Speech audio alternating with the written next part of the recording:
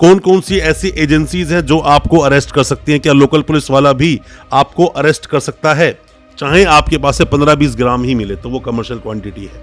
क्योंकि MDMA की अगर हम बात करें तो 0.5 ग्राम मतलब कि आधा ग्राम से कम ही आपकी स्मॉल क्वांटिटी होगी। उससे ज़्यादा दोस्तों NDPS जैसे जो केसेस होते हैं ये बहुत ही सीरियस टाइप के केसेस होते हैं, जिसके अंदर अक्सर ऐसा देखा गया है कि सालों साल से बहुत सारे लोग जेल में हैं, बेल नहीं हो पा रही है, बार बार बेल लगा कर घर परिवार वाले थक चुके हैं, थक कर बैठ गए हैं, पैसा सब बर्बाद कर दिया, अब तक बेल नहीं हुई। बहुत तरह की दोस्तों आपने गलतियां की हैं इसके अंदर, क्योंकि बेल के पीछे ही भागने से सिर्फ बेल नहीं होती। कमर्शियल क्वांटिटी में बहुत सारी चीज़ों का और भी ख्याल रखना पड़ता है।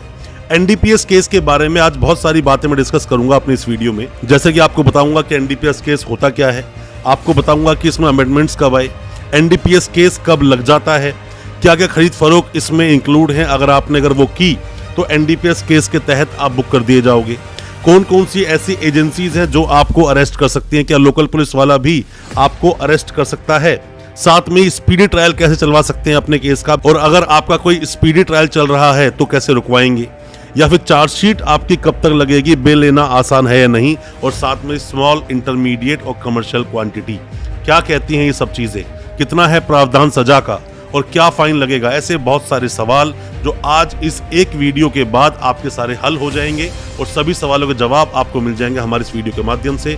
ज्यादा कुछ जानने के लिए NDPS एक्ट के बारे में, narcotic drugs and psychotropic substance act 1985 के बारे में बने रहिए हमारे इस वीडियो के साथ। नमस्कार दोस्तों, फिर एक बार स्वागत करता हूं आप सभी का अपने इस YouTube चैनल पर जिसका नाम है क्रिमिनल प्रैक्टिस, और मेरा नाम है वीरेंद्र वर्मा। जैसा कि आप सभी जानते हैं, हम चीटिंग एंड फॉर्जरी जैसे संगीन केसेस पर डिस्कस करते हैं अपने इस चैनल पर और आपको बताते हैं आपके कानूनी अधिकार। अगर आपका भी नाम आया है किसी भी तरह के चीटिंग या फॉर्जरी जैसे संगीन केसेस में, तो हो सकता है कि ये वीडियो आपके बहुत काम का हो, इसलिए वीडियो को अंत तक पूरा देखें। दोस्तों, आप में से कोई भी नए वकील साहब हैं या फिर लॉ स्टूडेंट हैं या फिर कानून की पढ़ाई आप कर रहे हैं, आप जानना चाहते हैं कानून को, या फिर आपका कोई भी सगा संबंधी जानकार अगर जेल में है या आप पर कोई ऐसा केस लगा है, तो दोस्तों आपके लिए वीडियो बहुत ज्यादा महत्वपूर्ण होगा और आप बहुत कुछ जानोगे NDPS एक्ट के बारे में। सबसे पहले दोस्तों आप ये जानिए, narcotic drugs and psychotropic substance act 1985 में दोस्तों ये एक्ट आया, जिसमें कि नार्कोटिक ड्रग्स मतलब कि पौधों की बात कर रहा है, या फिर जो भी कोई आपको प्रकृति से चीजें मिलती हैं और उसके बाद जो नशीले पदार्थ बनाए जाते हैं उन सब की बात हो रही है। और साइकोट्रोपिक सब्सटेंस मतलब केमिकल के द्वारा, केमिकल को मिलाकर केमिकल के द्वारा कोई अलग अलग चीज जो बनाई जाती हैं वो सब आती है साइकोट्रोपिक सब्सटेंस में। अब बहुत तरह के दोस्तों नशे हो सकते हैं। सबसे पहली बात तो NDPS आया 1985 में, फुल फॉर्म मैंने आपको इसकी बताई। आप किसी भी तरह से नशीले पदार्थ में हैं, आप किसी भी तरह से अगर नशीले पदार्थ में पकड़े गए, नशीला पदार्थ आपके पास है, मान लीजिए कुछ भी आपके पास दोस्तों मिल सकता है, आपके पास अफीम मिल सकती है, गांजा मिल सकता है आपके पास, MDMA मिल सकता है, हेरोइन, गांजा, कुछ भी आपको, मॉर्फिन मिल जाए आपके पास, ऐसी बहुत सारी चीजें हैं, पॉपी स्ट्रॉ मिल जाए। मैंने तो ये भी देखा है क्विंटल्स के अमाउंट में मिलती हैं लोगों के पास से, ट्रक भर भर के दोस्तों मिलती हैं। ऐसी हिम्मत कहाँ से लोग लेकर आते हैं और कैसे इसको सप्लाई कर पाते हैं वो डिपेंड करता है चीजों पर, और कई बार झूठे केसेस में भी लोग फंस जाते हैं। दोस्तों, अगर ये वीडियो आपको अच्छा लग रहा है तो अभी इस वीडियो को लाइक करें, ताकि इसी तरह की लाइक से हमें मोटिवेशन मिल सके और प्रोत्साहन मिल सके इसी तरह की लीगल अवेयरनेस की वीडियोस आप तक पहुंचाने के लिए। और आप अगर पहली बार आए हैं हमारे इस चैनल पर, पहली बार देख रहे हैं हमारे इस वीडियो को, हमारे चैनल को अभी सब्सक्राइब करें, साथ में लगा बेल आइकन जरूर दबा दें, ताकि इसी तरह की लीगल अवेयरनेस की वीडियोस आप तक पहुंच सके सबसे पहले। दोस्तों, आप इसकी खरीद या फरोख्त करते हैं, आप कोई भी यहाँ से वहाँ इसको ट्रांसफर करते हैं, लेते हैं, देते हैं, या किसी भी तरह से इसमें इन्वॉल्व हैं। इवन मान लीजिए कि आपके पास से MDMA मिल जाती है, चाहे आपके पास से 15-20 ग्राम ही मिले तो वो कमर्शियल क्वांटिटी है। क्योंकि MDMA की अगर हम बात करें तो 0.5 ग्राम मतलब कि आधा ग्राम से कम ही आपकी स्मॉल क्वांटिटी होगी। उससे ज्यादा फिर वो इंटरमीडिएट और जाकर 10 ग्राम तक अगर वो पहुंच गई तो बन जाएगी कमर्शियल क्वांटिटी। उसी तरह से आप कुछ ऐसा भी समझ सकते हैं, मॉर्फिन 5 ग्राम तक स्मॉल क्वांटिटी, और 5 ग्राम से 250 ग्राम तक की अगर हम बात करें तो वो सारी अगर 250 ग्राम टॉप जाती है, 250 ग्राम पहुंच जाती है तो कमर्शियल क्वांटिटी। उसी के अलावा पॉपी स्ट्रॉ की हम लोग बात कर रहे हैं। पॉपी स्ट्रॉ तो बहुत ज़्यादा क्वांटिटी में लोगों के पास मिलता है, 1 kg तक स्मॉल क्वांटिटी, और 50 kg या 50 kg से ज़्यादा में कमर्शियल क्वांटिटी लग जाती है। साथ में दोस्तों गांजा की बात करें तो 1 किलो तक स्मॉल क्वांटिटी, 20 किलो या 20 किलो ज्यादा में आए तो कमर्शियल क्वांटिटी लग जाता है। कमर्शियल क्वांटिटी में हालांकि बेल लेना लगभग आपके लिए इम्पॉसिबल सा हो जाता है अगर आपकी क्वांटिटी कुछ ज्यादा ही एक्सीड कर जाए। हालांकि आपके वकील साहब हाई कोर्ट, सुप्रीम कोर्ट में अच्छे से फाइट करके आपकी बेल जरूर ले लेंगे और बेल आपकी हो भी जाएगी। अपराध है दोस्तों खरीद फरोख्त करना, इसकी ले जाना कहीं पर भी, किसी से रिसीव करना, किसी को देना, बिना बात के खेती करना, आपके पास लाइसेंस नहीं है और अगर आप खेती करते भी हैं तो एक्स्ट्रा उत्पादन करके ब्लैक में उसको बेच देना, ये भी दोस्तों अपराध है। पता है आपके पास किसी के पास ऐसा कोई मादक पदार्थ है, उसके साथ आप खरीद फरोख्त में इन्वॉल्व हो जाते हैं और बाद में पकड़े जाते हैं, दोस्तों सालों साल आपको जेल में काट सकते हैं, आपकी बेल जल्दी से होगी नहीं।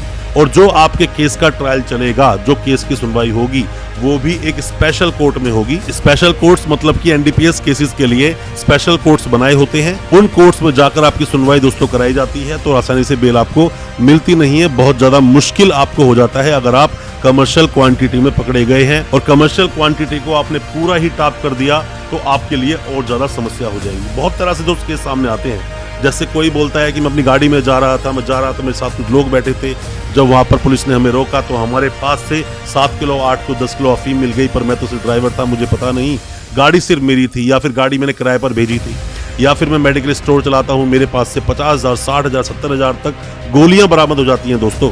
यह गोलियां मिलती हैं जिससे नशा होता है, मॉर्फिन मिल जाती है बहुत ज्यादा क्वांटिटी में, वो मिल जाता है। ड्रग्स किसी के पास से मिल गई, कोई बोलता है कि पुलिस ने प्लांट किया है। सभी तरह के केसेस हो सकते हैं दोस्तों, पर डिपेंड करता है कि उसका आपने डिफेंस क्या लिया, डिफेंस आपने क्या लिया और किस तरीके से अपने केस को प्रेजेंट किया, ये सब वहां डिपेंड करता है। क्योंकि स्पेशल कोर्ट्स को बनाने की जरूरत ही जब पड़ती है जब ऐसे केसेस को बहुत सीरियस आकार दिया जाता है, बहुत सीरियस तरीके से वो केसेस चलाने पड़ते हैं और सरकार खुद मजबूर हो जाती है तो बहुत ही सख्त रुख अपनाया जाता है। अब दोस्तों ऐसे केसेस में अगर आप पकड़े गए, कमर्शियल क्वांटिटी आपके पास है, तो मैंने देखा है कि अक्सर जो इन्वेस्टिगेटिंग एजेंसीज होती हैं वो हालांकि 6 महीने में उन्हें चार्जशीट लगानी है, बट वो 6 महीने से भी लंबा टाइम आपका ले लेते हैं, 1-1 साल तक चार्जशीट लगाते हैं और आप उसमें कुछ कर नहीं सकते क्योंकि उन्हें ऐसा कानूनी प्रावधान है उनके पास कि वो 1 साल तक भी चार्जशीट को लगा सकते हैं इन्वेस्टिगेशन अगर पूरी नहीं हुई। कौन कौन आपको अरेस्ट कर सकता है, मतलब कि ऐसी कौन सी एजेंसी जो आपको अरेस्ट कर लेंगे? नॉर्मल पुलिस भी, जो एक बीट ऑफिसर्स होते हैं वो भी दोस्तों आपको अरेस्ट कर लेंगे अगर आपके पास से मिला, आपको शक है आपके ऊपर, तो पुलिस वाले नॉर्मल जो पुलिस स्टेशन में होते हैं वो भी आपको अरेस्ट कर सकते हैं। क्राइम ब्रांच भी आपको अरेस्ट कर सकती है। नॉर्मल देखा जाए तो एनसीबी ऐसे मामलों को हमेशा इन्वेस्टिगेट करती है, पकड़ती है आपको। एनआईए, नेशनल इन्वेस्टिगेटिंग एजेंसी तक ये केसेस जाते हैं और वो लोग भी इसमें इन्वॉल्व होते हैं। और दोस्तों केसेस जो ये बनते हैं वो ऐसे बनते हैं कि जिसमें लड़ना और बेल लेना आपके लिए लगभग नामुमकिन हो जाता है। सेक्शन 37 एनडीपीएस का आप पढ़ेंगे, आपको समझ आएगा कि जितने भी सेक्शंस हैं सभी इसके अंदर ऐसे सेक्शंस हैं जिसमें आसानी से आपको बेल मिलेगी नहीं। बेल लेना मुश्किल होता है कमर्शियल क्वांटिटी में, खास करके स्मॉल क्वांटिटी है तो आप बेल ले सकते हैं, इंटरमीडिएट है तो भी आपकी इजीली बेल हो जाती है चार्जशीट आने तक, बट कमर्शियल क्वांटिटी है तो आपकी चार्जशीट लगना जरूरी है, उसके बाद ही आपको बेल मिलेगी। दूसरी तरफ देखा जाए स्मॉल क्वांटिटी, इंटरमीडिएट क्वांटिटी और साथ में ही देखा जाए कमर्शियल क्वांटिटी, इनमें भी सजा के प्रावधान, फाइन के प्रावधान अलग अलग हैं। जैसे कि स्मॉल क्वांटिटी की बात करें तो इसमें लगभग 1 साल तक की सजा और साथ में आपको 10,000 तक का जुर्माना हो सकता है अगर आपके पास कोई भी चीज बरामद होती है स्मॉल क्वांटिटी में। इंटरमीडिएट अगर आपके पास मिलती है, इंटरमीडिएट का मतलब क्या है? और दोस्तों इंटरमीडिएट का मतलब कुछ आप ऐसे समझें कि कमर्शियल क्वांटिटी से कम, जो कमर्शियल क्वांटिटी की जो बनाई गई है क्वांटिटी उससे कम, और जो स्मॉल क्वांटिटी है उससे ज्यादा, जो बीच की कैटेगरी है उसे इंटरमीडिएट क्वांटिटी में डाला गया है, जिसके अंदर भी अगर आप देखोगे तो सजा लगभग 10 साल तक की है और साथ में ही फाइन 1 लाख तक का होता है। इसमें भी बेल लेना थोड़ा मुश्किल होता है, बट यह है कि चार्जशीट लगने के बाद इसीलिए बेल इसके अंदर हो जाती है। बात करते हैं कमर्शियल क्वांटिटी। कमर्शियल क्वांटिटी दोस्तों क्या है? सभी केसेस में हर चीज के लिए कमर्शियल क्वांटिटी का एक फिगर बनाया गया है और साथ में ही स्मॉल क्वांटिटी बनाई गई है। जो फिगर बनाया गया, जैसे कि दोस्तों मॉर्फिन की आप बात मान लीजिए, मॉर्फिन के अंदर क्या होता है कि 5 ग्राम की अगर बात करें तो वो आता है स्मॉल क्वांटिटी। 250 ग्राम की बात करें, 250 ग्राम की अगर हम बात करते हैं तो यहाँ पर वो होता है कमर्शियल क्वांटिटी। तो जैसे ही 250 ग्राम या 250 ग्राम से ज्यादा का मामला हुआ तो ऐसे मामलों में कमर्शियल क्वांटिटी होती है, जिसके अंदर की आपका अगर हम फाइन की ही बात करें तो 2 लाख तक का हो सकता है, सजा की बात करें 20 साल तक की हो सकती है, और जो फाइन है दोस्तों 2 लाख से बढ़ाया भी जा सकता है, डिपेंड करता है कितनी क्वांटिटी है। मान लीजिए दोस्तों यहीं पर मॉर्फिन की क्वांटिटी किसी के पास 4 किलो मिल जाती है, तो यहाँ पर 250 ग्राम से 4 किलो में बहुत अंतर है दोस्तों। तो ऐसे मामले में जो फाइन है बहुत ज़्यादा बढ़ाया भी जा सकता है। तो एनडीपीएस जैसे मामलों में काफ़ी चीज़ें ऐसे सख्त कानून जो बनाए गए हैं, सख्त धाराओं में जो सेक्शंस लिखे गए हैं और आसानी से बेल ना होना, इसका मतलब ये नहीं कि कानून जो है इतना स्ट्रिक्ट है कि आपको कोई प्रावधान ही नहीं मिलते। जितने प्रावधान इसमें बनाए गए हैं, जितना कठोर इसको बनाया गया है, उतना ही लीनियंट बनाने के लिए इसके अंदर सेक्शन 50 जैसे प्रावधान भी दिए गए कि अरेस्ट कैसे करोगे, अरेस्ट के अंदर क्या क्या कंडीशंस फॉलो करनी होगी उस पुलिस वाले को जो आपको अरेस्ट करेगा। ऐसे कई सारे प्रावधान भी आपको दिए गए हैं। एनडीपीएस केस के बारे में कोई भी किसी भी तरह का सवाल अगर आपके दिल में है, आप सवाल पूछिए, कमेंट बॉक्स में जाके आप कमेंट कीजिए, हम आपको उसका रिप्लाई जरूर करेंगे। कोई भी लीगल एडवाइस आप चाहते हैं, कोई भी हमारी हेल्प चाहते हैं, व्हाट्सएप भी हमें कर सकते हैं, हम आपको रिप्लाई करेंगे। हो सकता है हमारी उस मदद से आपके केस में आपको कोई सॉल्यूशन ही मिल जाए। दोस्तों अच्छा लगा आज का वीडियो, हमारी वीडियो को ज्यादा से ज्यादा अपने दोस्तों, परिजन, परिवार में शेयर करें ताकि वो भी अपने आप को कानूनी जानकार बना सकें, और हमारे चैनल को अभी सब्सक्राइब कर दें, साथ में लगा बेल आइकन जरूर दबा दें ताकि इसी तरह की लीगल अवेयरनेस की वीडियोस आप तक पहुंच सके सबसे पहले। बहुत बहुत शुक्रिया दोस्तों, धन्यवाद हमारे इस वीडियो के साथ बने रहने के लिए।